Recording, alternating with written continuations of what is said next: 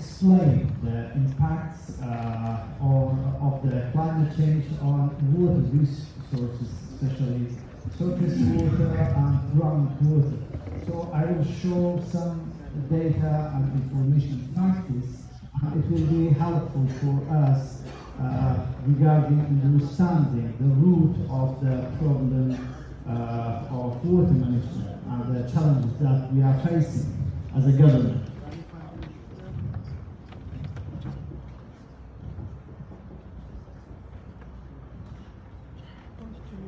Okay. The main challenges that we are facing, the first challenge is cutting budget by the Baghdad. So this one is the biggest challenge that we are facing, because without budget we cannot implement the plan that we have put. The second challenge is climate change itself. In climate change, I can mention two main topics that we are facing, two main challenges. The first one, fluctuation in water income. I will explain later. The second thing is water income has reduced. The third challenge is mismanagement of water resources. So we acknowledge that water management is poor in Kurdistan. The first point, which is the important thing, is fluctuation in water income. This graph shows the water income in Great Zat River. Just look at 2019, the annual income of water from this river, we have 12 billion, more than 12 billion cubic meter a year. 2 years later, the amount of water that we got reduced to just 5 billion cubic meter. It means the fluctuation in 2 years was 7 billion cubic meter. It's a huge. Same thing has been recorded in with the Liza. According to Water Poverty Index, WPI, which is made by myself, the main problem that we are facing regarding water management in Kurdistan region is fluctuation, is variation in water income from year to another, from a month to another. So according to the this index, out of 100, fluctuation gave only 17 points in water, mainly with the current infrastructure that we have. The next problem that we have is reduction in water resources. All resources that we have, decrease has been recorded. For example, in surface water, in all rivers that we have, the general trend in water resources reduction in all rivers, in all surface water that we have. Part of this reduction because of the water projects by neighbors. The second part because of the impact of climate change. The second thing is reduction in groundwater level. In some stations that we have, monitoring stations, in 15 years, we have lost 100 meters of groundwater level. It means monthly we are losing half meter of groundwater level, which is catastrophic. Another indicator of the impact of climate change on water resource is seepage. We are losing our water seepage. The number of seepage that right out, the rate was more than 31%. In recent years, we have lost 31% of our water seepage. The main losing was in the plain area in the south and southeast of Kurdistan region, which is Gerian and Koya district. When you have fluctuation, variation in rain, and you have reduction in water income, automatically you will lose a part of yield. the productivity is going down. So according to this map, the caloric area, reduction in productivity, in wheat yield has been recorded because of the variation and reduction in rainfalls mainly.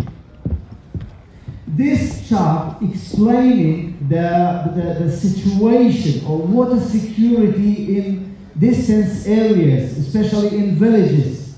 According to our survey, more than 50% of our villages don't have water security. They don't have secure water resource. In coming years, they may lose the only water resources that they have. So when the people are losing water resource, they think to migrate, to move.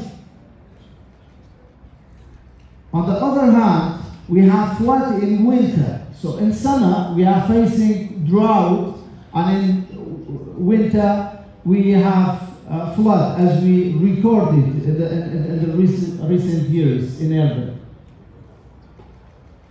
As a government, we have our plan for mitigation and adaptation with the impacts of climate change. For that, new water law has been approved, amendment of water will regulations. We starting a plan for water harvesting, especially rainwater harvesting, and we have proposed it as a government, as a Minister of Agriculture and Water Resource, General Directorate of Water Resource, we have approved it and we have proposed it a collaborative pond project. In addition, with the UNICEF, thanks for UNICEF, we have started artificial recharging of groundwater, and we have started the artificial revival of dried springs. In addition, the government has its plan for protecting cities from the flood. In fact, we do believe that rainwater harvesting dams, water pond, is the effective tool for mitigation and adaptation with the climate change, because it provides suitable source, secure source of water for villagers, and it can protect our land from flood. Those two figures are showing the impact of water pond on a life of villagers. The top one is showing the impact of water pond on livestock number, and the second one, the bottom one, is about the impact of water pond on the number of people and population of villages. In the first one, the blue line showing the number of livestock before building a water pond. The red one is showing the number of livestock after completion of the dam and water pond. In all villages, number of livestock has been increased because of secure water resources that the pond provides to the villager. The second one, number of families has been increased in all villages after completion of the pond. We have proposed a new plan, which is collaborative pond. Collaborative pond is pond should be made by the villagers themselves, and we are, as a government, we are providing them scientific support, technical support, and finally we are giving them financial support. With the completion of the pond, of the dam, a committee will be created by the villager, by themselves. The committee is going to manage the water and water itself, the pond itself. We as a government, we are supervising them and supporting them. In fact, Kurdistan region, the challenges that we are facing is bigger than the ability that we have. It's bigger than the capacity that we have. So we need international support for mitigation of the impact of climate change. Thanks for your attention. Thank you very much, Dr. Ali, for the insightful presentation. Dr. Ali, please. Thanks a lot.